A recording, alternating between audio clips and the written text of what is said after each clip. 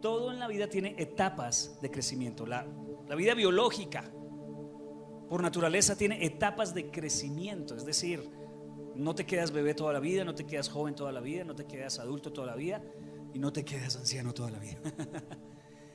Hay un movimiento de una a otra etapa por naturaleza. Y para la iglesia, para los creyentes, también debe haber movimiento de una a otra etapa. Y hoy vamos a hacer algún diagnóstico sobre en qué etapa te encuentras tú y cuál es la siguiente etapa y cómo Dios te quiere mover a esa siguiente etapa y cómo podemos nosotros negarnos a pasar a la siguiente etapa. Hay muchas personas que se quedaron en una etapa por años. Entonces hoy quiero hablar sobre etapas de crecimiento, ¿no? Lo vemos en un niño, el niño pasa de bebé a niño, de niño a adolescente, adolescente a joven, joven a adulto, adulto a más adulto y de más adulto a requete adulto, para no decir viejito. Entonces vivimos etapas. El matrimonio también vive etapas. Ahorita estamos viendo una etapa con mi esposa muy rara. Nuestros hijos han empezado a salir de la casa. Yo no me imaginaba eso y ha sido extraño como cada vez tenemos menos a Jacob y ya no tenemos a Juanita. Sí, y eso es súper raro para nosotros porque estábamos acostumbrados a tener chinos en la casa todo el tiempo. Ahorita Jacob se lleva toda la atención. Ya Juanita ya no tiene atención por lo que estar lejos. Pero en esto Jacob después toda la atención va sobre los nietos. Pero después ya no está Jacob. Y entonces vamos a experimentar una etapa donde vamos a estar los dos solos, ¿cierto? Y ahorita estamos en una etapa productiva y hace unos años estábamos en una etapa de aprendizaje. O sea, uno se va moviendo por etapas en la medida que va creciendo en edad, ¿cierto? En la iglesia me gustaría que fuera así, que los años solos por sí cambiaran las personas. Pero en la iglesia no funciona así, porque en la iglesia los años no cambian a la gente. Hay gente que ya 150 años en la iglesia y todavía parecen bebés espirituales. De verdad, eso suele suceder. Entonces, algunos dicen que de los 0 a los 20 años es la etapa de la identidad. De los 20 a los 40 es la etapa del incremento. De los 40 a los 60 la etapa de impacto. Y de los 60 en adelante es la etapa de la influencia. Hablando de la persona como tal, del ser humano. Entonces quiero hablarte hoy de diferentes etapas de madurez como cristianos. Diga conmigo, etapas de madurez. La palabra clave es madurez. ¿Cuál es el objetivo? Madurez. Si no conoces esto, si no conoces en qué etapa estás en tu cristianismo, vas a estar confundido y nunca vas a saber a qué nivel vas a llegar. Por eso creo que es muy importante que tú escuches lo que yo tengo para decirte hoy. Y es posible también que te estanques en una etapa y lleves muchos años estancado en una etapa. Entonces, conocer esto que te voy a enseñar durante estos días, y hoy va a ser como una introducción, un resumen grande. Conocer esto te va a dar visión sana, una visión cristocéntrica. Y vas a ver en dónde estás y hacia dónde tienes que avanzar. Dios te quiere madurar. Dios te quiere madurar. Entonces, dígale al que está al lado, madure. ¿Por qué no me obedecen? Dígale al que está al lado, madure. ¿Por qué no maduran? ¿Por qué no maduramos? Muy bien, entonces Dios quiere que nosotros maduremos. Hay un texto en la Biblia por el que quiero iniciar. En Deuteronomio 1, 6 al 8 dice: cuando estábamos en el monte Sinaí, el Señor nuestro Dios nos dijo: ya pasaron bastante tiempo en este monte. Podríamos cambiar la palabra monte por etapa. Ya pasaste bastante tiempo en esta etapa. Es hora de levantar el campamento y seguir adelante. Vayan al territorio montañoso de los amorreos y a todas las regiones vecinas, al valle del Jordán, la zona montañosa, las colinas occidentales, el Negev y la llanura costera. Vayan a la tierra de los cananeos y al Líbano. Avancen hasta el gran río Éufrates. Miren, les doy toda esta tierra entren y tomen posesión de ella, porque es la tierra que el Señor juró a sus antepasados, a Abraham, Isaac y Jacob, y a todos los descendientes de ellos. En este libro, en Deuteronomios, Moisés está recapitulándoles al pueblo de Israel todo lo que Dios había hecho. Les dijo: mire, el Señor nos sacó de Egipto, y a esta generación no había visto eso, porque esta es la segunda generación. La primera generación murió en el desierto. ¿Por qué? Porque no entraron a la tierra prometida cuando tenían que entrar. Entonces dieron vueltas alrededor del desierto por 40 años. Entonces esta nueva generación no había visto todo lo que había pasado en Egipto, las plagas, que Dios abrió el mar. Entonces él está como contándoles esa historia, y están ahí todos como contentos de escuchando las historias de Moisés, escuchando lo bonito de su pasado. Y Moisés les dice: ustedes no pueden repetir lo que les pasó a la generación anterior, que no vieron las promesas de Dios porque se estancaron, se amañaron, vivieron en el desierto 40 años. Entonces les dice: ya es tiempo de que dejen este lugar y avancen. El Señor nos está llamando, iglesia, Dios nos está llamando a salir del estancamiento.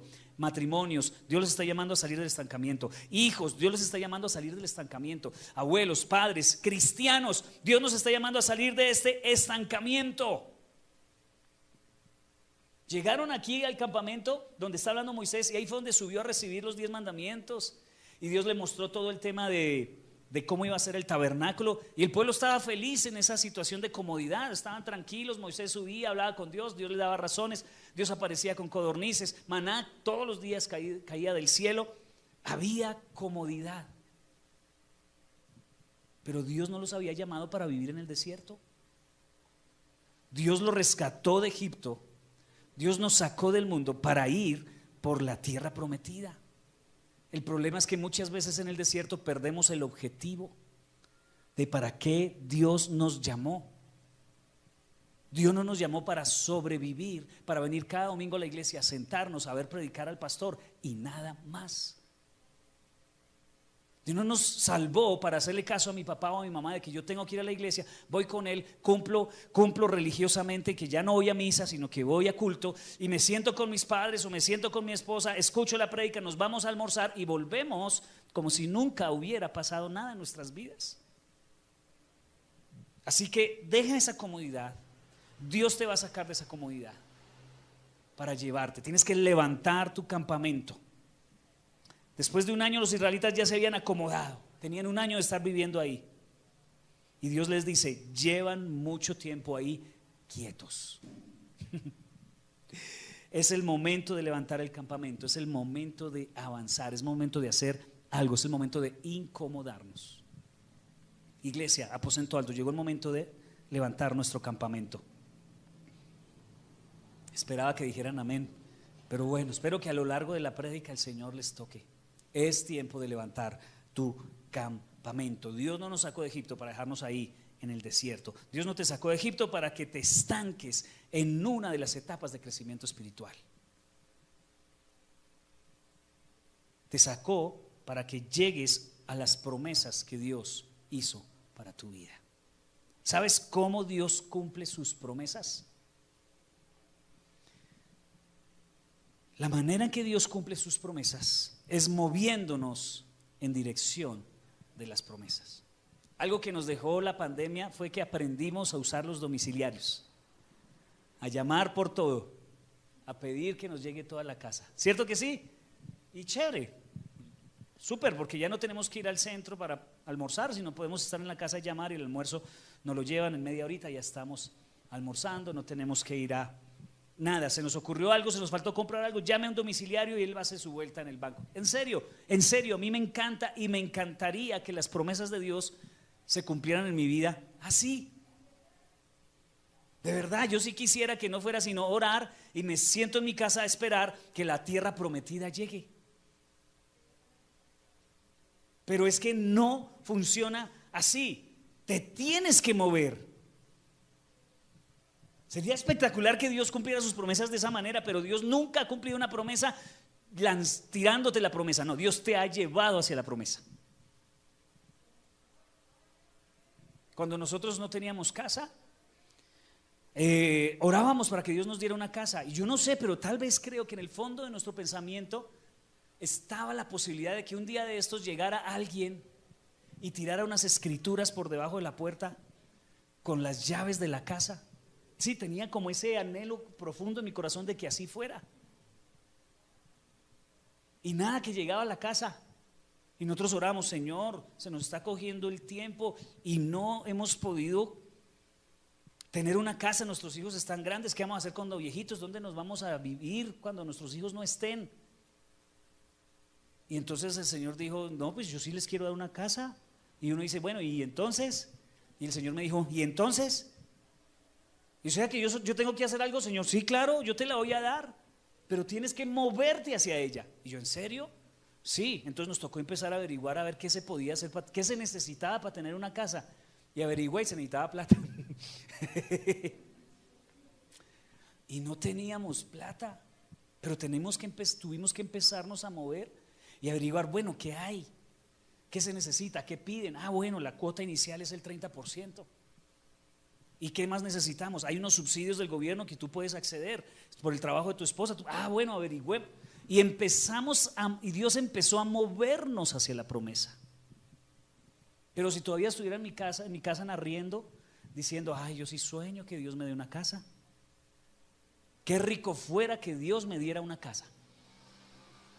Y oro todos los días para que esa casa llegue. Jamás hubiera tenido una casa, porque las promesas de Dios no vienen así. Las promesas de Dios, Dios nos mueve hacia la promesa. Él no trae la promesa hacia nosotros, sino nos mueve a nosotros hacia la promesa. Yo tengo una promesa de parte de Dios que como iglesia vamos a hacer de impacto en esta ciudad. Pero no me puedo sentar a esperar aquí.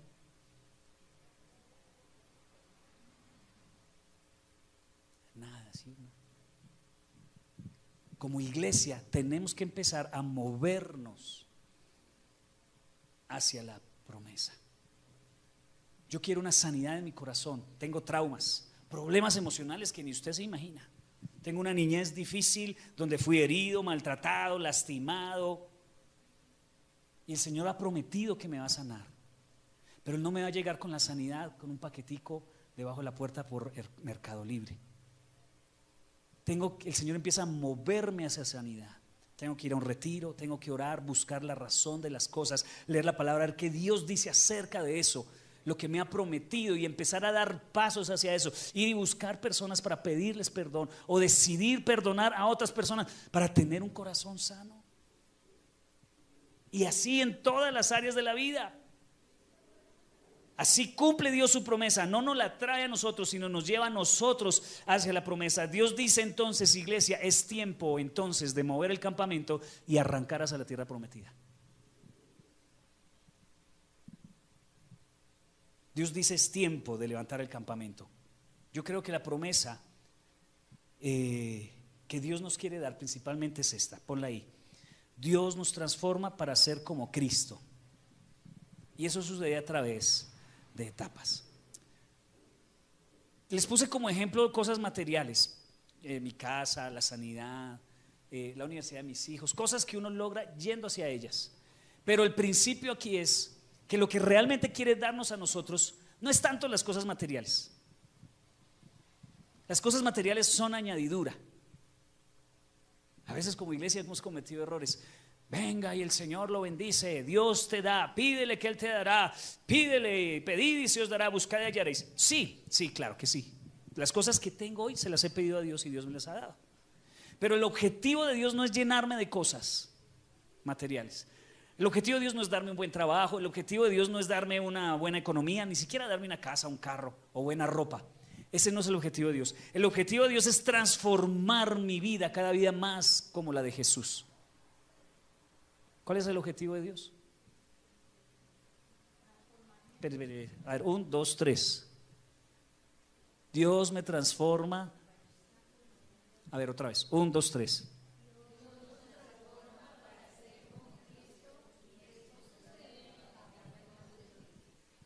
Entonces la idea de Dios es transformarte para que seas como Cristo. De eso se trata el cristianismo. No de ven por tu milagro o Señor dame lo que yo te pido. No, transformarme. Y eso es lo principal que Dios está haciendo en nuestras vidas todos los días. Casarme, los desafíos del matrimonio me han hecho más como Jesús. El ser papá me ha hecho más como Jesús. El enfrentar el compromiso de conseguir mensualmente para pagar mi casa, para pagar la hipoteca, me ha hecho más como Jesús. El ser pastor y liderar una iglesia me hace cada día más como Jesús. Porque el propósito de Dios no es darme cosas, es hacerme más como Jesús. Y Dios lo va a hacer a través de diferentes etapas. Efesios 4:13 dice: ese proceso continuará hasta que todos alcancemos tal unidad en nuestra fe y conocimiento del Hijo de Dios, que seamos maduros en el Señor. ¿Sí ves? ¿A Dios dónde nos quiere llevar? ¿A hacerlos más ricos? ¿A hacerlos más famosos? ¿A hacerlos más qué? A hacerlos más maduros. A eso nos quiere llevar el Señor, hasta que lleguemos a la plena y completa medida de Cristo. Entonces, ¿cuál es nuestra meta? Ser como Jesús. ¿Y cómo nos va a convertir Dios en un Jesús chiquito? En un Jesucito. A través de etapas. Entonces, quiero hablarte de 6 etapas para que por favor te identifiques dónde estás. 6 etapas de madurez. La primera etapa es el reconocimiento de Dios. Voy a ponerlo aquí en esta gráfica para que sea más fácil que ustedes lo identifiquen. Entonces, esa es la primera etapa, cuando reconocemos que Dios existe, que Dios es real. Mire que la primera etapa no es haber asistido a la iglesia y haber servido muchos años. No, yo tuve que conocer a Jesús y lo conocí de adulto, a pesar de que viví muchos años sirviendo en la iglesia. Pero llegó un punto donde me encontré con Él y reconocí la existencia de Dios. Que Dios es real, que Dios está vivo, que Dios no es una religión, que Dios no es la tradición que me entregaron mis papás, sino que Dios es real y es real para mí. Mire, si esto no sucede, no ha iniciado el proceso en tu vida. Así lleves 800,000 años en la iglesia. Si tú no eres consciente de que Dios es real para ti, no has tenido una conversación con Él, este proceso no ha iniciado. Entonces muchos tal vez ni siquiera están en la primera etapa, porque la primera etapa es ese reconocimiento de Dios, donde yo conozco que Dios es real, Dios existe y puedo tener una relación personal con Él. Es ese despertar al conocimiento de Dios. Yo ya lo experimenté. ¿Tú recuerdas? ¿No me lo vas a decir, por favor? ¿Tú recuerdas cuándo pasó eso en tu vida? ¿Cuándo reconociste que Dios era real para ti? No un tema intelectual, ni un tema familiar, ni una tradición religiosa, sino ¿cuándo fue? Si eso sucedió, ya arrancaste tu proceso hacia la madurez. Si eso no ha sucedido, tienes que buscar a Dios. Mira, iglesia, tú y yo tenemos que ser buscadores de la verdad. ¿Por qué hago lo que hago? ¿Por qué voy a la iglesia cada domingo? ¿Porque me trajeron? ¿Porque es costumbre? ¿O realmente tú tienes un conocimiento acerca de Dios? Si tú estás haciendo las cosas como por tradición, como por costumbre, sacúdete, por favor. No puedes vivir una vida así. ¿Por qué haces lo que haces? ¿Por qué te reúnes? ¿Por qué cantas? ¿Por qué tienes una Biblia en la casa? ¿Por qué dices ser cristiano o no? ¿Te has analizado alguna vez? ¿Te has sentado a pensar eso? Yo una vez me senté a pensar. Mi dislexia es algo que, Dios mío, yo una vez me senté a pensar por qué hacía lo que hacía. Y yo definí un día y me senté a hablar con Dios. Le dije: Señor, si tú existes, Dios, si tú existes, yo necesito creer de verdad. Yo estoy aburrido de ir a la iglesia por costumbre y tradición. Tengo que creer de verdad, si no, no me sirve. Porque no me voy y hago otra cosa, pero necesito buscar en qué creer. Y hay gente que no se pregunta, créame, hay gente que no me pregunta eso. Y los veo uno haciendo un montón de cosas sin sentido. ¿Y por qué hace eso? ¿Ah? Yo no sé. ¿Y por qué cantas esa canción? ¿Por qué adoras? Ojo con eso. No puedes vivir tu vida así. Eso es descuido, eso es pereza intelectual. Y yo le doy gracias a Dios porque conocí a un Dios que es real y no le tiene miedo a que yo dude. Dios no tiene miedo a que yo examine, pregunte y cuestione. Pero tengo que conocer a Dios para iniciar. Esa es la primera etapa. La segunda etapa es la etapa del discipulado. Empieza a aprender cosas acerca de la iglesia, acerca de Dios. Empiezas a comprometerte con la iglesia, con las enseñanzas, de pronto hasta te bautizas. Sí, es la época en que empiezas de pronto a dar diezmo y ofrenda en la iglesia porque quieres ser parte. Empiezas a practicar las cosas que estás aprendiendo. Eso se llama la época o la etapa del discipulado. Después de la etapa del discipulado, en la vida cristiana viene lo que se conoce como la vida productiva. La vida productiva es cuando empiezas a conocer que tienes algunos dones que puedes usar para el servicio de Dios. Y comienzas a servir en la iglesia, o tal vez te conviertes en anfitrión de un grupo alfa. Ya pronto les hablaré sobre qué es alfa. De pronto te conviertes en alguien que está dispuesto a hacer cosas dentro de la iglesia para otros creyentes. Te activas y comienzas a ganar personas para Jesús. Esta es la etapa. Hay gente que no ha llegado a esta etapa, ¿no? Ya conocieron a Jesús, pero no han llegado a esta etapa en que son productivos, en que empiezan a poner al servicio de Dios sus dones y decir: yo puedo hacer esto para el reino. Después de la etapa productiva viene algo que se llama el viaje hacia adentro. Y aquí la cosa empieza a ponerse seria. Es una etapa donde empiezas a cuestionar. Es como esa adolescencia espiritual. ¿Será que quiero hacer esto el resto de mi vida? ¿Estoy de acuerdo con lo que el pastor predica? ¿Será que esto lo aprendí porque mis papás me lo inculcaron? Yo viví eso como a los 21 años de edad, de esta etapa. Yo dije: ¿yo por qué estoy haciendo esto? Mis papás todavía enseñándome las cosas de Dios, pero ¿será que es algo que yo quiero hacer por el resto de mi vida? Hay muchas opciones. Y esa es una etapa importante que se conoce como la etapa que mira hacia adentro, donde usted empieza realmente a ser honesto de por qué hace lo que hace. Empieza a saber que hay cosas en tu vida que necesitan ser trabajadas. La etapa de la vista hacia adentro o del viaje hacia adentro no es que nos sirva nuestra fe en ese momento, sino que empiezas a despertar a dolores que tienes sin sanar. Es cuando empiezas a darte cuenta de que tienes un raye, que vienes con un defecto cargando hace muchos años. Te encuentras en el mismo trasegar de la iglesia con circunstancias que te van a revelar que tienes problemas en el pasado que no has solucionado y que te están impidiendo llegar al siguiente nivel. Por eso esta etapa, los expertos dicen que cuando se llega a esta etapa hay un punto que se llama el muro. El muro. En la etapa 4 vivimos algo que se llama el muro. ¿Qué es el muro? El muro es una crisis de vida o una crisis de fe. Alguna circunstancia grave que sucede en la vida, que te sacude los cimientos y que te hace cuestionar muchas cosas. En el muro te enfrentas muchas veces a sanar lo más oscuro que hay en tu vida, aquello que has tratado de ocultar los años anteriores. Todos te vieron en la iglesia y ¿cómo estás? Bendecido y en victoria. Pero hay algo en el profundo de su corazón que no ha sido sanado, que no ha sido reconocido, que no ha sido tratado. Y muchos están contentos sirviendo en la iglesia y qué bonito esto, servir, y qué bonito hacer cosas para Dios, pero llega un momento en que sus heridas son confrontadas y entonces eso es como que estrellarse contra un muro. Algo en la niñez, algo en la juventud, algún dolor demasiado grande, no han podido superar un divorcio, un fracaso económico, una sanidad a una persona que le hizo mucho daño por muchos años, y el muro te obliga a enfrentar ese dolor. Y hasta ahí llega mucha gente, hasta esta etapa, porque se estrellan con un muro, que pasamos de la luna de miel con el cristianismo y nos encontramos con que Dios nos confronta con una oscuridad que tenemos en nuestro corazón, que si no solucionas no puedes avanzar al siguiente nivel.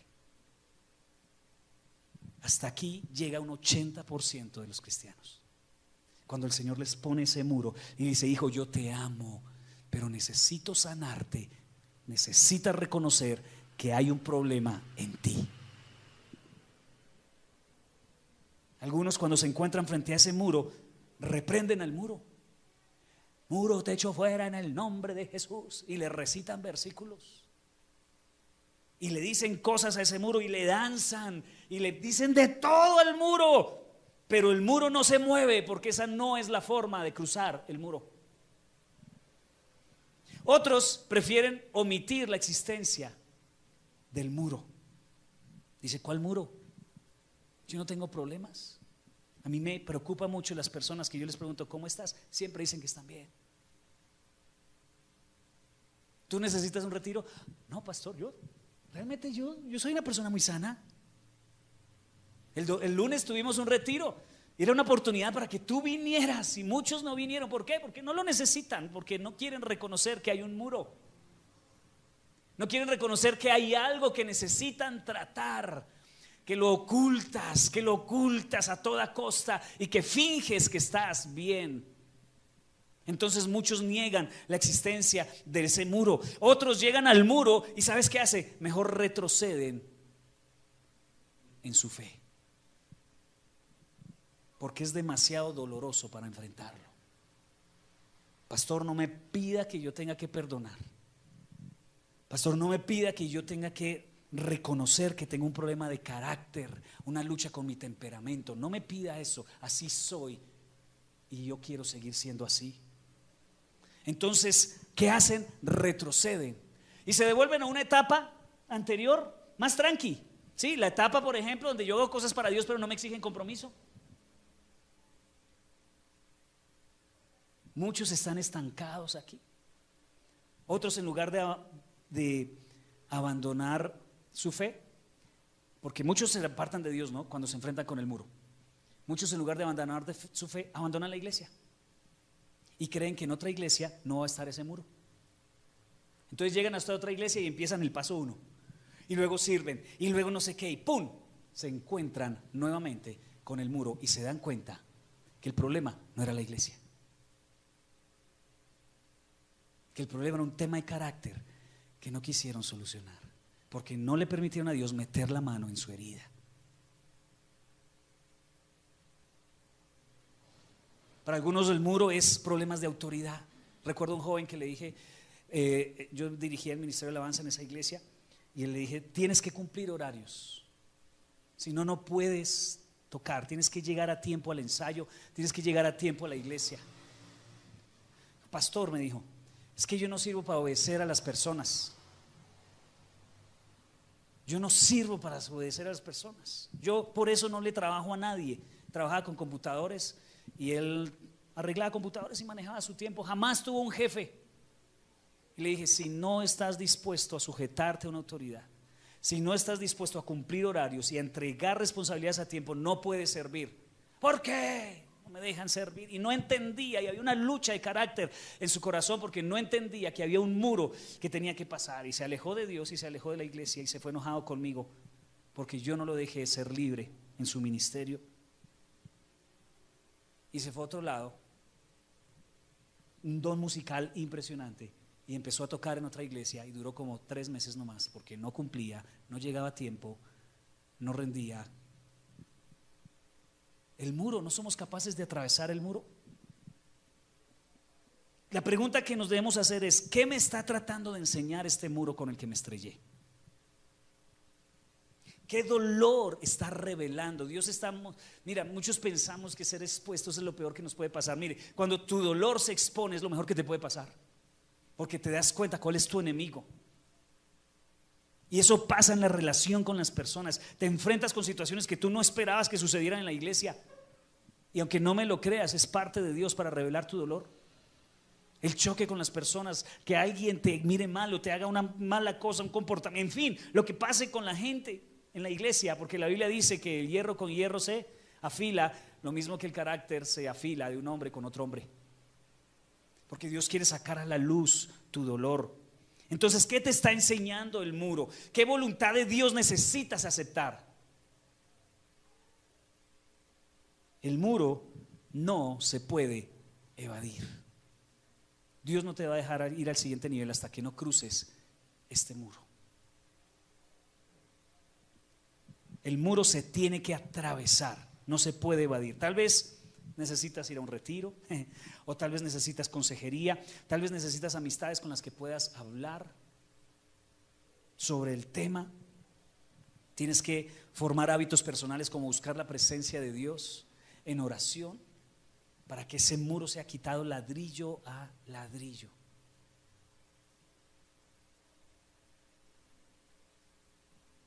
Hasta que no atravieses al otro lado, no maduras. Entonces hay muchos cristianos infantiles. Llegaron al muro y ahí se detuvieron y se estancaron. Y Dios no quiere cristianos infantiles. Entonces este es el nivel del viaje hacia adentro, donde nos encontramos con el muro. Luego viene el viaje hacia afuera. El viaje hacia afuera es como la etapa 3. Después de cruzar el muro, vuelves a ser productivo. Mucha gente duró mucho tiempo en el muro y dejó de ser productivo para las cosas de Dios. ¿Usted no ha visto personas que estuvieron sirviendo y ya no están sirviendo? Personas que estuvieron sirviendo, se chocaron con el muro y ya no están sirviendo. ¿Qué es lo que pasa? Necesitamos cruzar el muro y entonces volver a ser productivo. Mira que Dios sí nos usa aún siendo inmaduros. Sí nos usa Dios aún siendo inmaduros, pero tienes que tratar tu herida para que sirvas mejor y des mejores frutos. O sea, arranca a servir, a buscar la voluntad de Dios en tu vida, los propósitos de Dios para tu vida. Dios te va a poner un muro para tratar algo en ti, pero crúzalo para que seas más efectivo para el reino de Dios después de que cruces ese muro. Y ese es el viaje hacia afuera. Ya no está el tema de querer ser conocido, de querer ser famoso o motivaciones equivocadas. ¿Por qué haces lo que haces? Para tener un lugar en la iglesia, para que las personas vean cuán bueno eres. Eso es en la etapa 3. Pero en la etapa 5, tú ya haces las cosas por amor a Dios y no te importa el aplauso de la gente. En la etapa 3, si el pastor no te aplaudió, te enojas. En la etapa 3, si el pastor no reconoce tus habilidades, te pones bravo. En la etapa 5, tú haces las cosas y ya no te importa si te reconocieron o no te reconocieron, porque ya has cruzado ese muro. Es como cuando la gente se siente tranquila.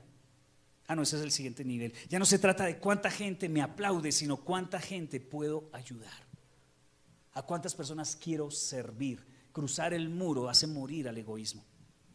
Y luego viene el siguiente nivel, que es la vida de trascendencia, la etapa 6, que es a donde Dios nos quiere llegar, nos quiere llevar. ¿En qué consiste esta etapa? Se trata de una vida en Dios, abandonado en Dios. Es cuando la gente empiece a sentirse tranquila por estar contigo. Cuando la gente dice, qué chévere la paz que tiene esta persona. Cuando te conviertes en ejemplo para otros. Cuando te conviertes en admiración de la gente y no te importa si te admiran o no, sino que estás tranquilo. Es lo que Dios, es a donde Dios quiere llevarnos. ¿Te identificaste en alguna etapa? Dice, no, en ninguna, o sea, no ha arrancado. Entonces reciba a Jesús en su corazón hoy. ¿O eres un caso perdido? No, no hay casos perdidos para Dios. Yo solo anhelo que salgas de la indiferencia. Entonces, cada línea de este proceso son pequeñas crisis que vamos a estar viviendo en nuestra vida cristiana. Y quiero recapitular otra vez esta parte porque me gustaría que lo tengas un poquito más claro sobre cada una de las etapas. Y quiero darte algunos consejos breves para cruzar cada una de estas etapas. Entonces volvamos a la etapa 1. La etapa 1 es cuando descubrimos a Dios.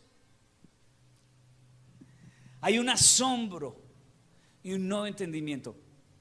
Te pregunto, ¿alguna vez te has asombrado con Dios? ¿Alguna vez te has sentido la persona más pecadora del mundo y agradecida con Dios? Esa sensación de que no mereces nada de Dios, pero que Dios te lo da a pesar de eso. ¿Alguna vez has tenido ese asombro? Entonces, en esta etapa, la vida de la iglesia es una persona enfocada en descubrir, en adorar, ¿cierto? ¿Cómo es el estancamiento en esta etapa número 1? El estancamiento es una conducta de mártir.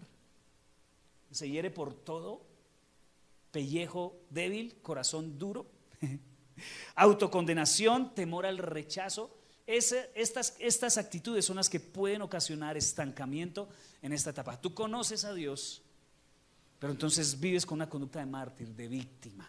Tienes que salir de eso a la etapa 2. ¿Cuál es la etapa 2? La etapa 2 es donde aprendemos acerca de Dios, pertenecemos a una comunidad. Mira, que tú vengas a la iglesia no significa que tú pertenezcas a una comunidad. ¿Se acuerda que yo les hablaba de ese hombre que llegaba siempre tarde a la iglesia y se iba temprano?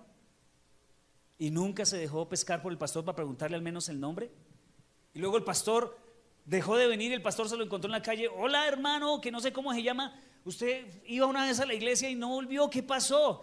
Dice, ustedes son una porquería. Yo estuve enfermo en el hospital y nunca me visitaron. Y el pastor le dijo, es culpa suya.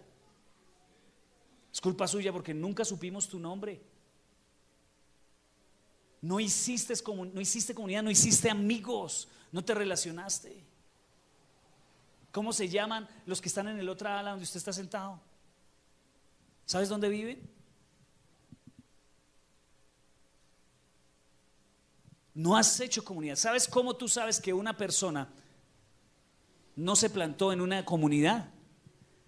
Porque cuando se va, nadie lo extraña. Yo te digo una cosa, tú te vas de esta iglesia, ¿te extrañan? Si no te extrañan, no es que nosotros seamos creídos, es porque no echaste raíces en una comunidad. Y muchos no se plantan en la iglesia. Ay, a mí me gusta la predicación, me gusta la enseñanza, me gustan las canciones. Yo llego tarde para que a mí lo único que me interesa es la predicación. Y me voy temprano porque qué pereza que me saluden y que me abracen y que me toquen y que me miren y que me digan algo. Ay, el pastor me va a preguntar cómo me llamo, dónde vivo. Entonces, esa etapa es la segunda, donde aprendemos a pertenecer a una comunidad. Y la vida de iglesia es precisamente pertenecer, aprender, aportar. Si tú no has sentido ganas de aportar para la batería, yo te pregunto, ¿realmente tú haces parte de esta comunidad? Esa es una señal de que tú haces parte de la comunidad. Hay personas que dan el diezmo, pero no porque pertenecen a una comunidad, sino porque tienen miedo a que si no dan el diezmo su negocio se va para el suelo. De verdad, yo conozco personas que han llegado, pastor, ahí le mandé mi ofrenda y mi diezmo. ¿Y usted por qué no viene a la iglesia? No, pastor, estoy muy ocupado, pero la ofrenda y el diezmo sí la doy porque Dios dice que Él es ama al dador alegre y mi negocio tiene que funcionar. Y usted tiene la motivación, pero redañada. Damos ofrenda y diezmo porque la Biblia habla sobre eso, pero ¿sabes también por qué lo doy? Porque yo quiero que la iglesia progrese, porque yo quiero que a mi iglesia nunca falte nada.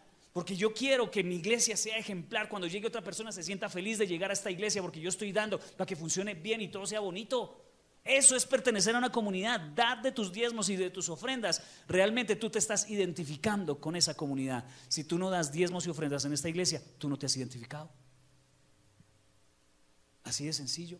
Entonces esta es la segunda etapa. Empezamos a creer, a enfocarnos en pertenecer, en aportar. ¿Cuál es el estancamiento de esta segunda etapa? Y aquí han llegado muchos. Yo odio este espíritu, es el espíritu legalista y religioso. Ahí se pueden estancar muchas personas. Hacen parte de una comunidad, pero no hicieron nada por producir, sino se volvieron legalistas, juzgones, policías morales de las personas, persiguiendo a la gente a ver si tiene la falda larga o corta, si usa maquillaje o no usa maquillaje, si la esposa del pastor se pone jean o se pone falda. Ese es el estancamiento en esta área, la religiosidad y el legalismo. Por eso es que vemos tantos cristianos legalistas y religiosos. Mi ciudad, yo lamento tanto. Pero el cristianismo de Chiquinquirá es muy religioso y legalista. Yo que me muevo en medio de las diferentes iglesias y me relaciono con... Es triste, me duele, a mí me duele porque yo he tenido que batallar con ese demonio, porque es un demonio de legalismo y religiosidad, que no te deja adorar por ver a una persona vestida diferente. Y hay gente que se ha estancado en este punto y se ha vuelto religiosa y legalista. Juzgones, policías de moral, persiguiendo a las personas sobre cómo deberían vivir, comer, ponerse o no ponerse. En serio, he visto gente que no puede adorar por ver a una hermana que no se viste como a usted le parece. Qué triste eso, de verdad, que nos estemos enfocando en las cosas equivocadas. Eso es el estancamiento en esa etapa. Legalista, moralista y dogmático. La única Biblia que se debe leer es la Reina Valera. Es la única versión que sirve. ¿De verdad a estas alturas estamos pensando en eso? Me da mucho coraje porque una vez me tocó a mí pastorear una iglesia que tenía un espíritu de legalismo impresionante. Una hermanita se le acercó una vez a mi esposa y le trajo como 100,000 pesos. Pastora, qué pena consumirse estos 100,000 pesos para que se compre una faldita, ¿sí? Así le dijo. Mi esposa se viste como siempre se ha vestido. Entonces, que ahora vamos a cambiar de vestimenta, pues y así como siempre se vestió, llegó la hermanita y le trajo 100,000 pesos y le dijo: pastora, ¿usted se podrá comprar una falda? Y la así con él. Así le dijo, de verdad. Un espíritu de legalismo en la iglesia. Iglesia, por favor, no más con eso. Ya no molestemos con eso, sí, de verdad. Ya paremos ese tema. Y eso habla de estancamiento en esta etapa. Esa es la etapa. ¿La etapa qué? 2. La etapa 3, trabajando para Dios, ¿no? Descubrimos y usamos nuestros dones. La vida de iglesia son muy activos, contribuyentes, y de esas personas que están y haciendo. ¿Y qué hay para hacer, pastor? ¿Y qué hay para hacer? Y bien, me encanta esa etapa. Me encanta esa etapa porque es personas con las que uno puede contar.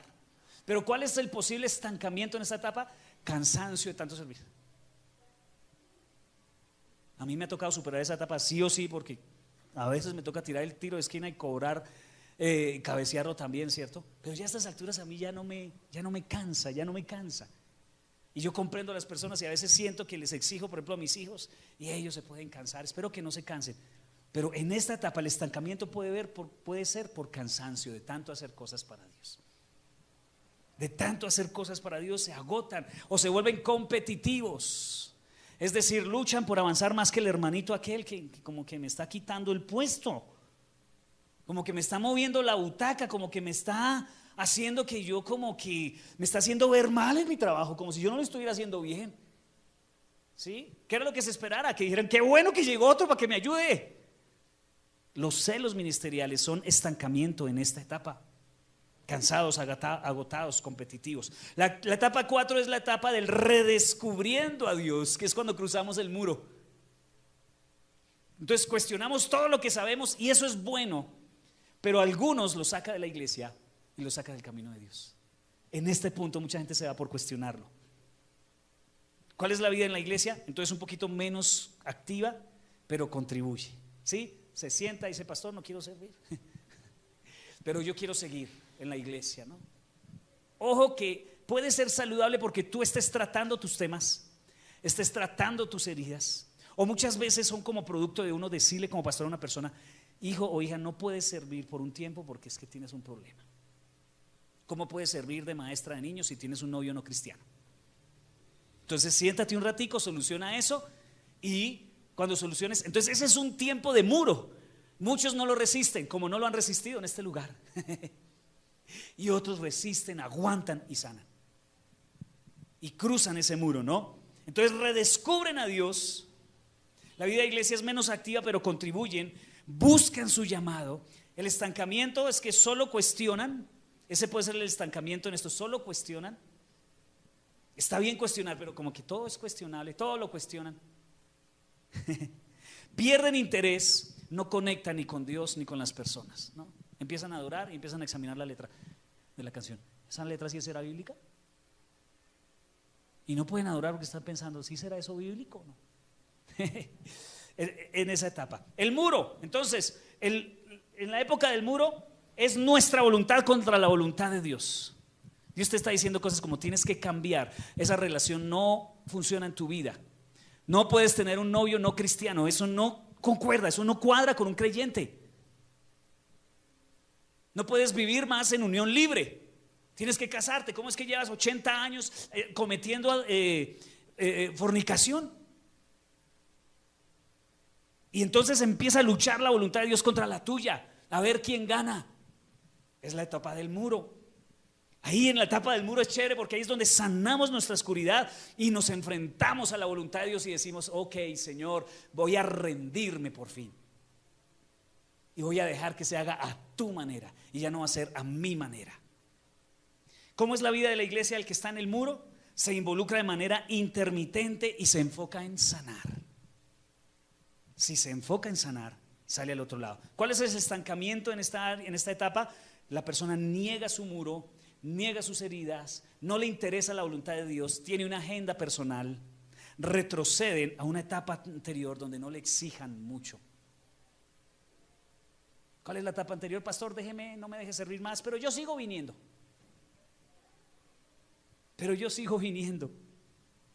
O lo peor que puede ocasionar en esta etapa es abandonar la fe. Entonces la etapa número 5, rindiéndonos a Dios, tenemos claridad de nuestro llamado, tenemos claridad de vocación y de nuestro ministerio. Ya sabemos para dónde vamos, ya sabemos Dios para qué nos hizo. ¿Cuál es el propósito? Yo siento que en mi vida yo creo que estoy terminando de cruzar el muro a nivel personal. Creo que ha habido unos muros pequeñitos, pero en los últimos 2 años he experimentado el muro grande, el muro gigante. Y yo siento que yo voy ahí. Yo creo que si Dios lo permite, estoy pronto a cruzar el muro, a terminarlo de cruzar. Ya he cogido ladrillo por ladrillo de ese muro y batallé todos los días con ese muro, que es luchar contra mi agenda y la agenda de Dios. La etapa 5, después de cruzar el muro, la vida de iglesia es comprometidos con la iglesia. Sirven de una manera más personal. Ya el pastor no tiene que estarle diciendo: apúrele que va a llegar tarde. ¿Por qué llegó tarde? Son personas que no hay que estarlas empujando, sino que están jalando. No se estancan en esta etapa, más bien aparentan estar estancados. ¿Por qué? Porque ya encontraron un lugar. Ya saben a qué decir que no y a qué decir que sí. ¿Cierto? Tremendo. ¿Cuántos quieren llegar allá? Yo voy para allá. No sé si usted se viene conmigo. Y la etapa 6, esa es la última, que es como que ya nos parecemos a Jesús de una manera tan impresionante, que reflejamos a Dios. No se trata del trabajo, del llamado, sino nuestra vida con Dios. No nos interesa si hay seguidores o no. No nos interesa qué diga la gente. Si se ponen bravos, no importa. No importa lo que diga la familia, si me presiona. No me importa lo que digan mis amigos. No es para mí tan importante la aprobación de la gente, solo la aprobación de Dios. Y la vida de iglesia son un modelo de intimidad con Dios y fuente de sabiduría. Las personas piden consejo, las ven como ejemplo a seguir. Son gente con las que gusta estar. ¿Cuál es el estancamiento? No se estancan, aunque parezcan estar desinteresados. No están desinteresados, sino relajados, porque saben quién son en Dios. Quiero darles 2 ejemplos en la Biblia de estas etapas, rápidamente. El primero es el rey David. El rey David, en el Salmo 23 dice: el Señor es mi pastor. Reconoció a Dios, lo conoció. Pero en la segunda etapa fue cuando fue ungido por Samuel. Un chino de 15 años, ungido, no sabía ni para qué, pero rico, ¿sí o no? En la etapa 3, David mata a Goliat, le sirve a Dios y empieza a servir en el reino de Saúl. Y empiezan a decir cosas como: Saúl mató a 1000, David a 10,000. Y Saúl se llenó de celos, ¿no? Pero David empezó a recibir esa aprobación que recibimos cuando empezamos a servir sin que nuestro carácter todavía sea trabajado. Pero luego viene la etapa número 4, cuando Saúl empezó a perseguirlo y le tocó irse a vivir al desierto, donde se escribieron los salmos más espectaculares que usted puede leer en la Biblia, donde diciendo: Señor, ¿aquí qué es lo que está pasando? Dios, ¿por qué me abandonaste? ¿Por qué me siento solo? ¿Por qué lloro día y noche? ¿Por qué mis huesos, se me ven los huesos por encima de la piel? De lo flaco que estoy, de lo pasado que estoy por los problemas que entiendo. El muro, ¿sí o no? Ahí vas a reconocer las etapas de David. Luego la etapa 5, David asume su reinado y lo primero que hace es traer el arca del pacto a Jerusalén y decir cosas como: una cosa he deseado y esa buscaré, estar en la casa del Señor todos los días. El día que trajo el arca, David danzaba, dice que David danzaba y bailaba. Y la esposa, que era una inmadura, ¿cierto? Me imagina que mujeres alrededor bailando con él, alegres porque David había traído el arca. La mujer, cuando llegó a la casa, le dijo: no, parece pues una vulgar sirvienta usted. ¿Se acuerdan que le dijo eso? Hay que leer la Biblia, hermanos. La mujer le dijo eso al esposo: usted parece una criada ahí con esas viejas ahí del pueblo, no le da ni vergüenza. Y David le dijo: ¿sabe qué? Lo volvería a hacer las veces que sea, y me importa lo que usted piense. Tremendo, ¿sí o no? Yo espero que esta mujer haya madurado, pero esta mujer, por decir eso, se quedó estéril. Por decirle eso a David. David, sirviéndole a Dios, ya había crecido y ya había madurado, que ya no le importaba ni siquiera lo que su esposa dijera. Mi amor, ¿me deja ir a la iglesia? No, está bien. Todavía no has cruzado el muro. Mi amor, voy para la iglesia. Va sobre mi cadáver. Muy bien, nos vemos en el entierro entonces el lunes. Nada que hacer, porque para mí Dios es más importante. Etapa 6, David dice: una sola cosa deseo y esa buscaré, estar en la casa del Señor todos los días de mi vida. Otro es Bernabé en el Nuevo Testamento. Está en el libro de Hechos. La etapa 1 fue salvo. La etapa 2, lo leímos en estos días los que están en oración en casa, donó un terreno. Yo quiero pertenecer a esta familia, ¿qué hay que hacer? Están pasando necesidad, vendió un terreno que tenía y trajo la ofrenda a la iglesia. La etapa 3 fue enviado a Antioquía como pastor. La etapa 4 se agarra con Pablo. ¿Usted sabía que Pablo se agarró con Bernabé? ¿Se jalaron las mechas? Bueno, pero no se las jalaron, sino se dijeron cosas y se separaron estos dos ministros de Dios. ¡Pum! El muro. Luego fundó la iglesia en Chipre y la etapa 6 murió como mártir, con una sonrisa en sus labios, siendo lanzado de un lugar alto y luego decapitado. ¿Ya ves para dónde Dios te lleva? No para mártir. No lo sé, pero llegue un punto en tu vida que Dios sea lo más importante para ti. Entonces, iglesia, por favor, no te estanques, levanta el campamento y avanza hacia la madurez. Yo sé que no es fácil vencer la tentación de estancarte, pero hay más vida por delante de lo que tú estás viviendo hoy. Quiero decirte tres cositas rápidas. Primero, tú te puedes mover entre las diferentes etapas que hemos leído hoy, pero no te puedes saltar a una etapa superior. O sea, no puedes evitarla el muro, no puedes evitarla de conocer a Jesús, tener una relación personal, no puedes evitarla.